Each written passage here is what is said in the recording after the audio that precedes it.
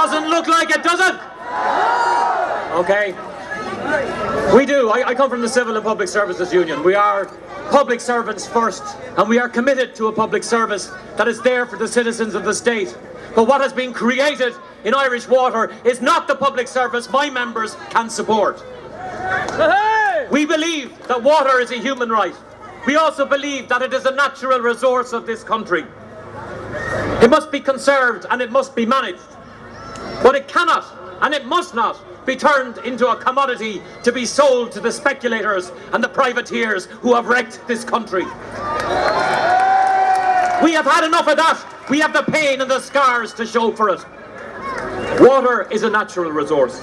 It must be managed by a state body owned by the people and paid for out of a progressive tax central system that is fair, and a tax system that ensures that those who have the most pay the most. Today, almost 100 years on this street, the first leaders of this state said the land belongs to the people of the country, and water is part of the land of this country.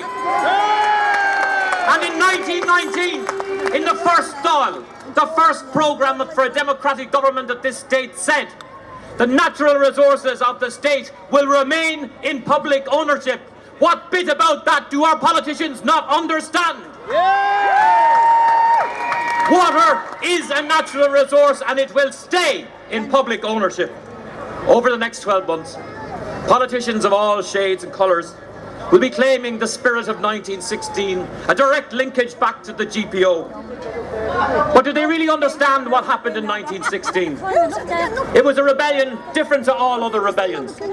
George Russell, the writer, wrote at the time, the cultural elements, the poets and the Gaels, never stir more than 1% of the people. It is only when an immense injustice stirs workers that they unite their grievances with all of their grievances.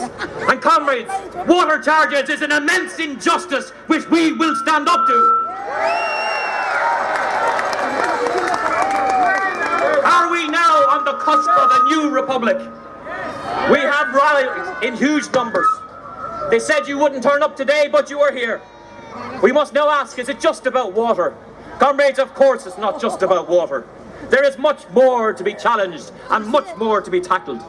At the end of May, you get a chance to give vent to another commitment in the proclamation that you hear a lot about, cherishing all the children of the people of this country equally. Well, you can vote yes in hundreds of thousands at the end of May in the yes equality referendum.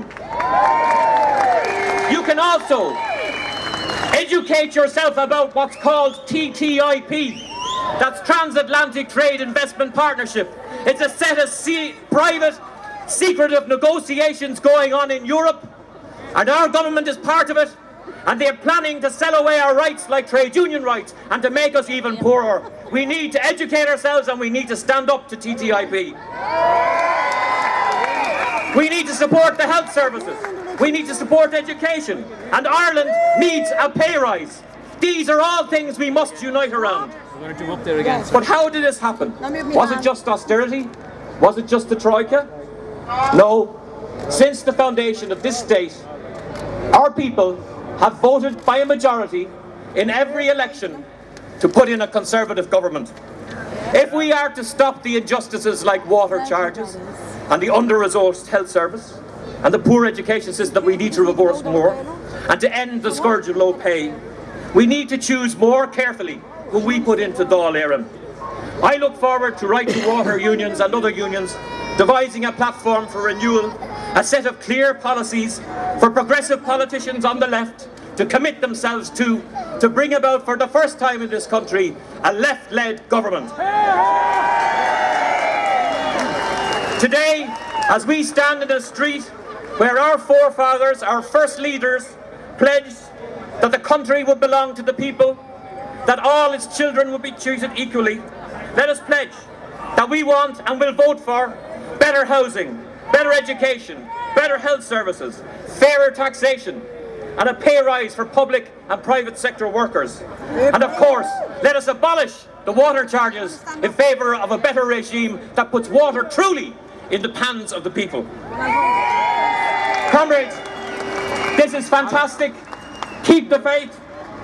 Let's do the things we need to do to make Ireland a different place. On Holy Thursday, the 2nd of April, you can stand with Mandate and the Duns workers, and you won't go across the threshold of a Duns store in this country. That's a challenge for all of us here today. And at the end of May, you can vote in your hundreds of thousands to respect equality. And finally, when we get the chance in the general election, we'll vote for parties and politicians who'll put workers first. Berbua.